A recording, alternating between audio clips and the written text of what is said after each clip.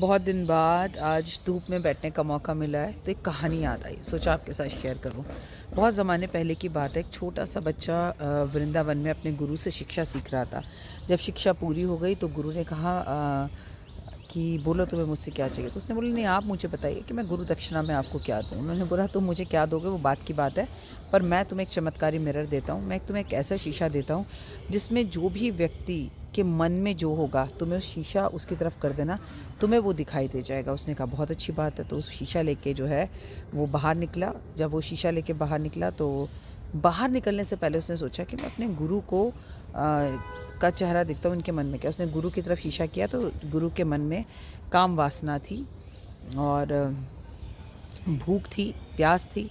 उसका मन विचलित हो गया। उसने कहा जिस इंसान से मैंने शिक्षा सीखी है वो इंसान के मन में वासना है, ये बेकार है। बाहर बेस्ट फ्रेंड मिला, बेस्ट फ्रेंड को देखा तो उसके मन में ईर्ष्या थी, उसके मन में झूठ था। उसने बोला कि वो एक जगह बैठ गया। उसने कहा ये दीन दुनिया बेकार है, सब बकवास है, लेकिन माँ बाप के मन में कभी छल कपट नहीं हो सकता।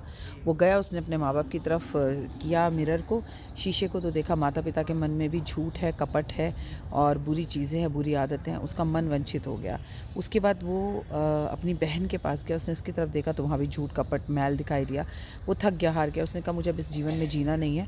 वो गुरुजी के पास गया और बोला ये शीशा वापस ले लो, मुझे नहीं चाहिए। गुरुजी ने कहा क्या हुआ।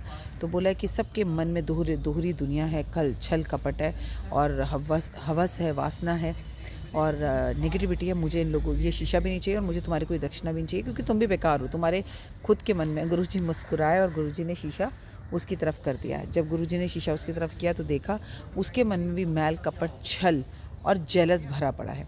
गुरुजी ने कहा तुमने वही किया जो सब करते हैं। तुमने ये शीशा सारी दुनिया की तरफ किया, सबके अंदर मैल कपट, लेकिन तुमने एक बार भी शीशे को अपनी तरफ मोड़ कर नहीं देखा। तुम सारी दुनिया को सुधारने चल दिए, पर तुमने अपने आप को सुधारने की कोशिश नहीं करी। तुम में कितना मैल, छल, कपट है ये तुमने देखा ही नहीं। हम सारी दुनिया में बुराइयां देखते हैं, काश हम अपने आप में बुराई देख लें, काश हम अपने आप को देख लें, तो कसम से फिर कोई प्रॉब्लम या परेशानी रहेगी नहीं। कहानी कैसी लगी कमेंट करके ज़रूर बताइएगा। God bless you. आपका दिन शुभ और मंगल में हो। परमपिता परमात्मा का आशीर्वाद सदैव आप पर बना रहे। दूसरों की तरफ उंगलियां ऐसे करने से पहले याद रखिएगा कि ये 3 उंगलियां हमारी तरफ होती हैं। दूसरों में कमियां ढूंढने से पहले अपने में कमी ढूंढना शुरू कर दो। ओए होए ज़िंदगी खूबसूरत हो जाए।